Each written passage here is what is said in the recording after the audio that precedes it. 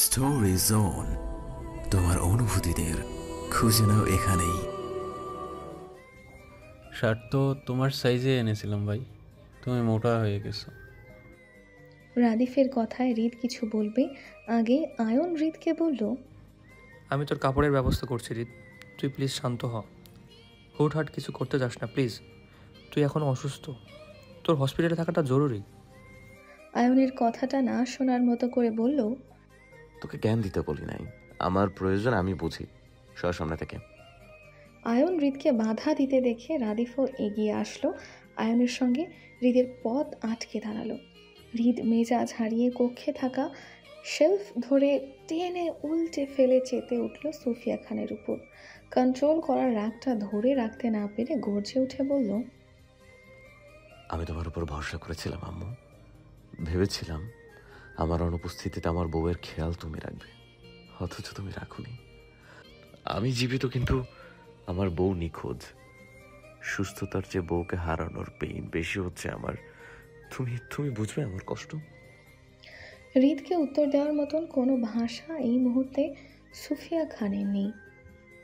তিনি কেমন গম্ভীর মুখে দাঁড়িয়ে ছেলেকে সুস্থ করতে গিয়ে যে ছেলের আমানাতের খেয়াল করতে পারেনি, আফসোস হচ্ছে ওনার। মূলত ওনার একটা বারের জন্য মনে হয়নি ছেলে বিবাহিত হবার কথাও না, আনুষ্ঠানিকভাবে বিয়ে হয়নি দুজনের। মায়া হৃদের সঙ্গে একই বাড়িতে বসবাসও করতো না, সেজন্য অভ্যাসে ছিল ছেলের বউয়ের খোঁজ রাখা। কিন্তু এখন যখন ছেলের বউয়ের খোঁজ করতে গেল, তখন ছেলের বউকে খুঁজে পাওয়ার মতো কোনো পথই তিনি এই লন্ডন শহরে বসে পাচ্ছেন না। সেজন্য তিনিও ঠিক করেছিল 2-1 দিনের মধ্যে বাংলাদেশ ফিরবেন মায়ার খোঁজে। অথচ আগেই কাঠকড়ায় দাঁড়াতে হলো ছেলের কাছে। হৃদ পুনরায় একইভাবে গর্জে উঠে বলল, যে ছেলেকে সুস্থ করতে তোমাদের দিন রাত এক করতে হয়েছে, সেই ছেলের সাথে আজ শেষ দেখা তোমাদের। যদি না আমি আমার বউকে গিয়ে হেফাজতে পাই, জীবনে দ্বিতীয়বারের মতন ছেলের মুখ দেখার সুযোগ তোমরা পাবে না আর। হৃদের কথায় দীর্ঘ সময় নীরবতা ভেঙে কথা বলল নিহাল খান। তিনি নিজেও ছেলের অপরাধী বলে এতক্ষণ চুপ করেছিলেন, কিন্তু এখন যখন ছেলেকে হারানোর ভয় হলো, তখন তিনিও হৃদকে বুঝাতে চেয়ে বলল, অ্যাক্সিডেন্টের পর তোমার অবস্থা খুব খারাপ ছিল হৃদ। ওই অবস্থায় আমরা শুধু তোমার কথা ভেবে লন্ডনে চলে এসেছিলাম। তাছাড়া মায়ের পাসপোর্ট আমাদের হাতে ছিল না, আর না লন্ডনে আসার ভিসা। নিহাল খান বলতে না দিয়ে হৃদ বলল, তোমরা চাইলে এই 1.5 মাসের মধ্যে যে কোনো সময় আমার বউকে এখানে নিয়ে আসতে পারতে আব্বু। মায়ার পাসপোর্ট আসিফের কাছে ছিল, তুমি জানতে আব্বু হাউ মাচ আই লাভ হার। তারপরে আমার বউকে কিভাবে একা ছেড়ে দিলে তোমরা? সে আমার আমানত ছিল তোমাদের কাছে, তাহলে অবহেলা করলে কিভাবে? হৃদের কথায় নিহাল খানের মুখটা বন্ধ হয়ে যায় তক্ষুনি। হৃদ হসপিটালের ইউনিফর্মে বেরিয়ে যেতে হৃদের পেছন পেছন রাদিফও দৌড়ালো ভয়ে। হৃদকে একা ছেড়ে দিলে যদি কোথাও কোনো অঘটন ঘটিয়ে ফেলে সেই ভয়ে। সোফিয়া খান ছেলের চলে যাওয়ার দিকে তখনও গম্ভীর মুখে তাকিয়ে। এই মুহূর্তে ওনার মাথায় কী চলছে সেটা মুখ দেখে বোঝা দেয়। 3 কাবুলে মায়ের বিয়ে সম্পূর্ণ হয়ে যেতে শফিকুল ইসলাম নাদিমের হাতে মায়ের কম্পিত ঠান্ডা হাতটা সঁপে দিল। 2 পরিবারের উপস্থিতিতে ঘরোয়া বিয়ে সম্পূর্ণ হয়েছে মায়া আর নাদিমের। বিয়েটা মায়ার ছোট ফুপির গ্রামের বাড়ি থেকেই হলো। চেয়ারম্যান পরিবারের সদস্যরা বরযাত্রী সমেত মাত্র 2 গাড়িতে করে 15 জন সদস্য উপস্থিত ছিল বিয়েতে। মায়ার গায়ে লাল টুকটুকে বেনারসি, 2 হাতে ভর্তি ল্যাপটানো মেহেন্দি। গায়ের তীব্র জ্বরে রাফাকে জড়িয়ে দাঁড়িয়ে, অন্য হাতটা নাদিমের হাতের উপর। উপস্থিত সকলে মায়াকে নাদিমের হাতে সঁপে দিয়ে বউ বিদায় করার তাড়া দিল। মায়া হু হা কিছুই বলল না, কেমন পাথর মূর্তি নেয় সকলের সঙ্গে হাঁটল গাড়ি অবধি।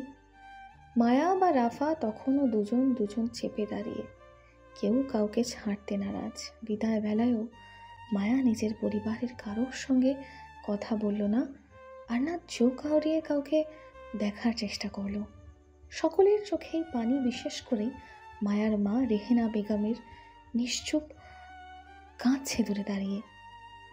ওনার অসুস্থ মেয়েটাকে এক প্রকার গলায় পা দেওয়ার মতো করে বিয়েটা দিয়েছেন সবাই। আল্লাহ জানে সবটা কিভাবে সামলিয়ে ওঠে ওনার ছোট মেয়েটা। বরের গাড়িতেও মায়া রাফা দুজন পাশাপাশি বসে মায়া ঢলে রাফার কোমর জড়িয়ে কাঁধে মাথা ফেলে বসে। নাদিম শ্বশুর বাড়ির সকল থেকে বিদায় নিয়ে মায়ার অপর পাশে উঠে বসতে বসতে কোমল চোখে নুয়ে পড়া মায়ার দিকে তাকালো। ততক্ষণে সামনে থেকে ড্রাইভারের সঙ্গে রূপার জামাই উঠে আসলো।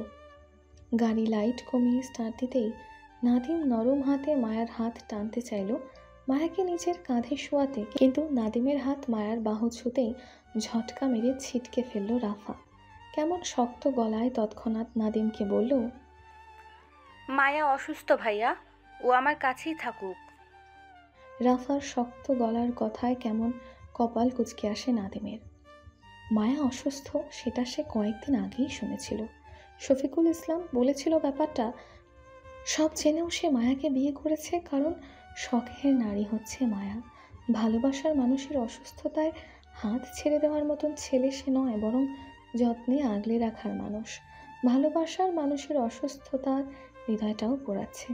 ইনশাআল্লাহ খুব দ্রুতই সে মায়াকে সুস্থ করে তুলবে, যত্ন সহকারে বুকেই ঠাঁই দেবে। গ্রামের ইট পাথরের রাস্তা, বরযাত্রীর দুটো গাড়ি পরপর রাস্তায় উঠল।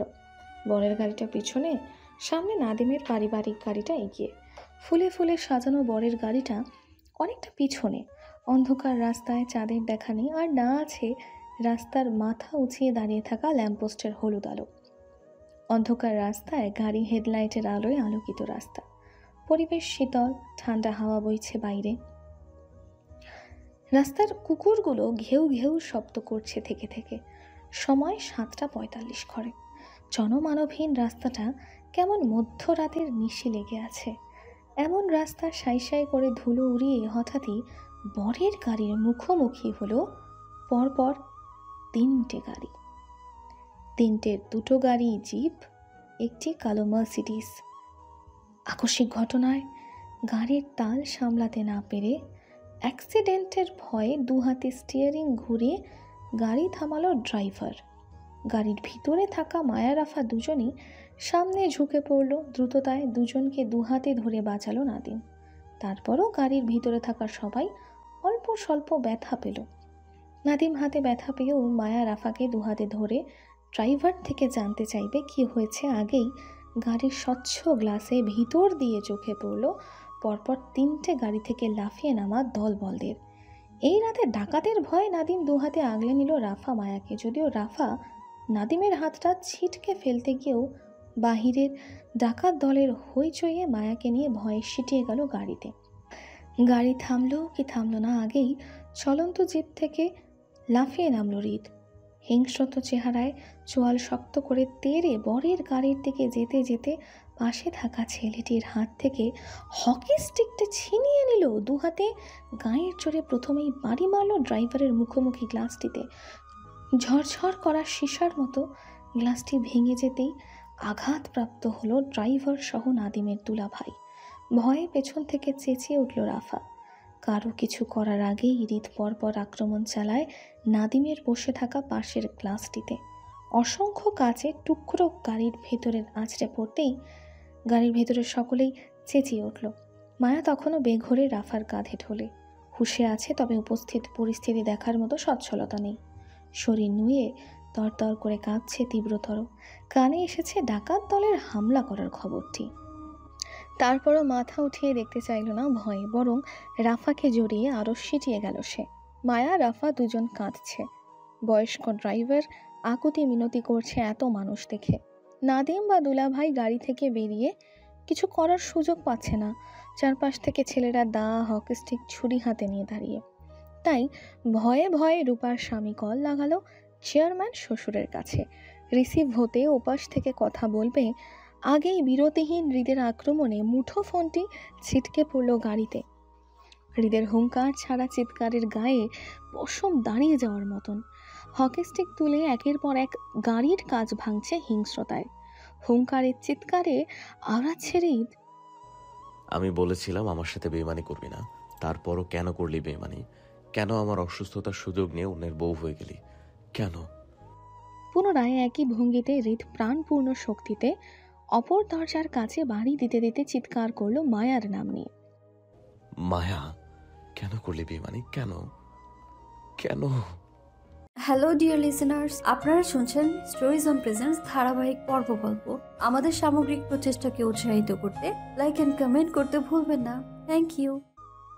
হৃদের হুঙ্কারে চিৎকারের সঙ্গে পরপর গ্লাস ভাঙার শব্দটা যেন ঝংকার তুলো চারপাশে।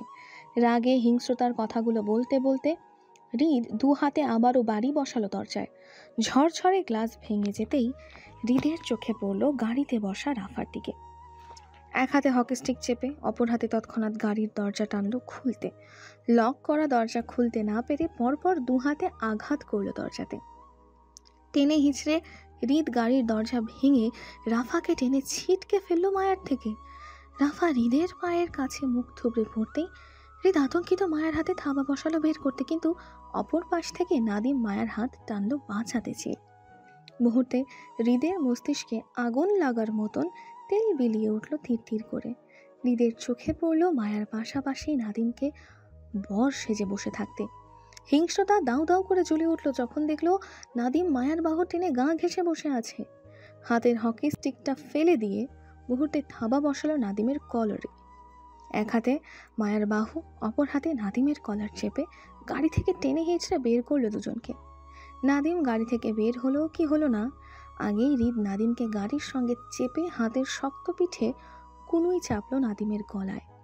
হিংস্রতায় হুঙ্কার ছেড়ে রক্তিম চোখে রি রি করে বলল, কিরে হারামের বাচ্চা, আমি থাকতে আমার বউকে কেমনি বিয়ে করলে? হ্যাঁ, খবর নেস নাই এই নারী আমার ছিল? তাহলে তুই কোত্থেকে আসলি? তোর জানে ভয় নাই? মরার পাখনা গজাইছে না? তোর বাপে কয় ছেলে নিয়ে ঘুরে? তোরে বুঝি বলি দেওয়ার জন্য পাঠাইছে হৃদ খানের বউকে বিয়ে করতে? হিংস্রতা হৃদের চোখে মুখে উপচে পড়ার মতন।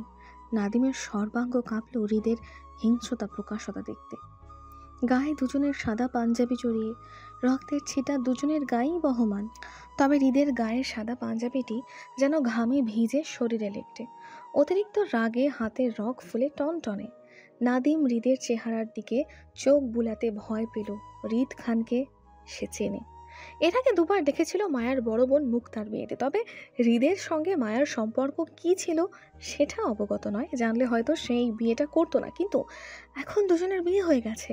মায়া বউ, সে মরলেও অন্তত বউয়ের সম্মান বাঁচাবে। হৃদের ভয়ে নাদিমের শরীরে ঘাম ঝরে গেল। আশেপাশে 30-40টার মতো ছেলে পেলে ঘিরে দাঁড়িয়ে। ড্রাইভার আর দুলাভাই ছেলেগুলোর হাতে বন্দি। কিছু করার মতন তাদের হাতে উপায় নেই। তারপরও নাদিম অসুস্থ মায়াকে দেখলো মাথা নুইয়ে কাঁদছে ভয়। অথচ হৃদ এক হাতে মায়ার বাহু ধরে অপর হাতে নাদিমের গলা চেপে দাঁড়িয়ে। নাদিম ব্যথিত গলায় হৃদের থেকে নিজেকে ছাড়ানোর চেষ্টা না করে বরং মায়াকে বাঁচাতে চেয়ে সে আকুতি স্বরে বলল, মায়াকে প্লিজ ছেড়ে দিন, ও অনেক অসুস্থ, আপনি বরং আমার সাথে কথা বলুন। হৃদের রাগে ঘি ঢালার মতন কাজ করলো নাদিমের কথাটা।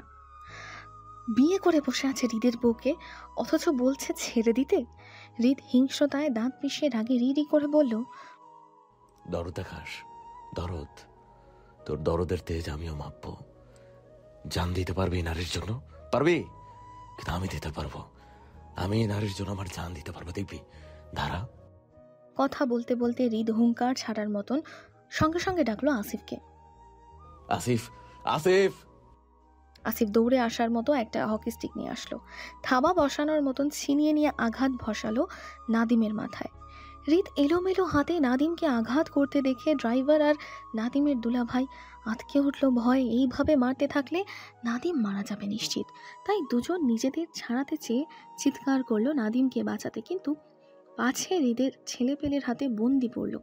অথচ নাদিমের চিৎকারে শান্ত পরিবেশটা অশান্ত হয়ে উঠল মুহূর্তে। নাক, মুখ, হাত, কপাল সর্বাঙ্গ ফেটে রক্ত ঝরল চুইয়ে চুইয়ে। মায়া হৃদের উপস্থিতি টের পেয়েছিল গাড়িতে বসেই, কিন্তু হৃদের হিংস্রতায় আর নিজের তীব্র অপরাধ বোধে আগাতে পারেনি এতদিন পর স্বামীকে সুস্থ পেয়েও।